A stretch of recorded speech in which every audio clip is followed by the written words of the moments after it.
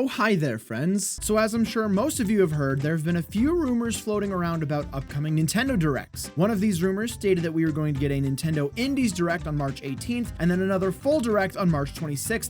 I think you know where this is going. We ended up getting that Indie Direct on March 17th, which is close enough for me to believe this leak, and it got me thinking about what we're going to see in the Direct next week. Because it's a leak, and nobody really knows for sure. And Nintendo do what Nintendo does, and nobody really knows what they do. Because Nintendo don't.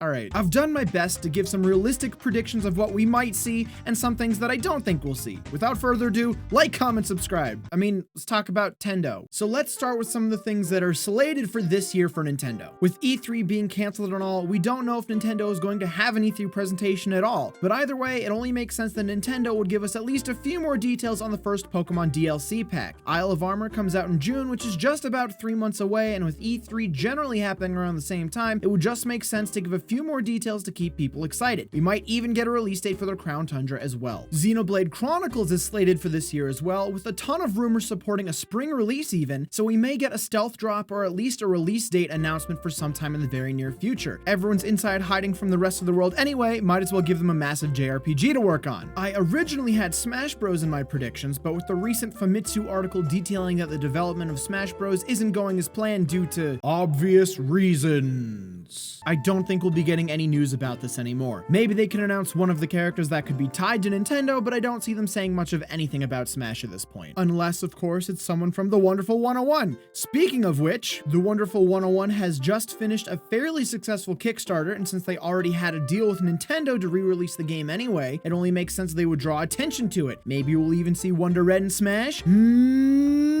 I don't know. Other things I don't know about include Brain Age not getting a US release. What's up with that? Brain Age has already been released around the rest of the world. This could be a good time for Nintendo to announce that it's finally coming to the US. I can't imagine they'd release it in other regions and not the US, but they also had a little legal trouble with the game in the past, so it's not completely out of the question. Something about people thought that Brain Age was promising that they would make them smarter or raise their IQ or something. Look, I don't know, go look it up yourself. Anywho, No More Heroes 3 is supposed to come out this year as well, but we still don't know a ton about that either. I'd expect to see some gameplay from No More Heroes 3 as well as a possible release window. It would also be cool if we got an announcement of a remastered collection of all the previous games, because quite honestly I haven't played them, but I sure would like to. Speaking of big name games we don't know a lot about, we still haven't heard much about Bayonetta 3. I think it's right around the time we got a little more news, at least on how the development is going, maybe even a release window or teaser trailer. A couple other games that have been teased by Nintendo in the past but we haven't heard much about are Gods and Monsters and Ninjala. I feel like this would be a good opportunity for Nintendo to highlight those games a little bit more, especially since they're both slated for this year. And finally, the things that I don't think we'll hear anything about during this Nintendo Direct: Pikmin, Metroid Prime 4, Breath of the Wild 2, and any other new IPs that Nintendo's working on. I feel like Nintendo's going to save all of this information for E3 if there is any sort of announcement on these things. One thing that hasn't been announced, I know I'm kind of going off on a tangent here, sorry everybody.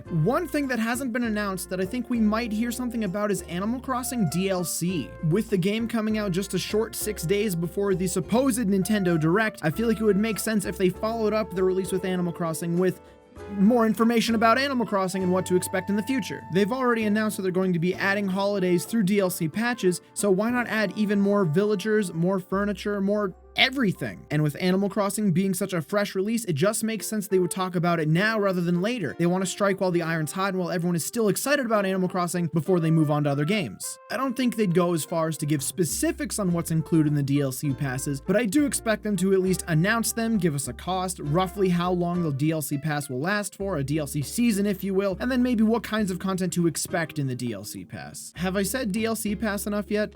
Is that good? DLC pass, DLC pass, DLC pass. Doesn't even sound like a word anymore. All right, whatever. Sorry. DLC pass. But anyway, those are all my predictions on what I think we will and won't see during the Nintendo Direct, if there is one next week. Be sure to let me know what you think we're going to see down in the comments below. I would love to hear your predictions. Also, Nintendo, if you could give us a Mario Kart DLC pack or a new Mario Kart in general, that'd be really nice. I really want to drive fast, dang it! Ah!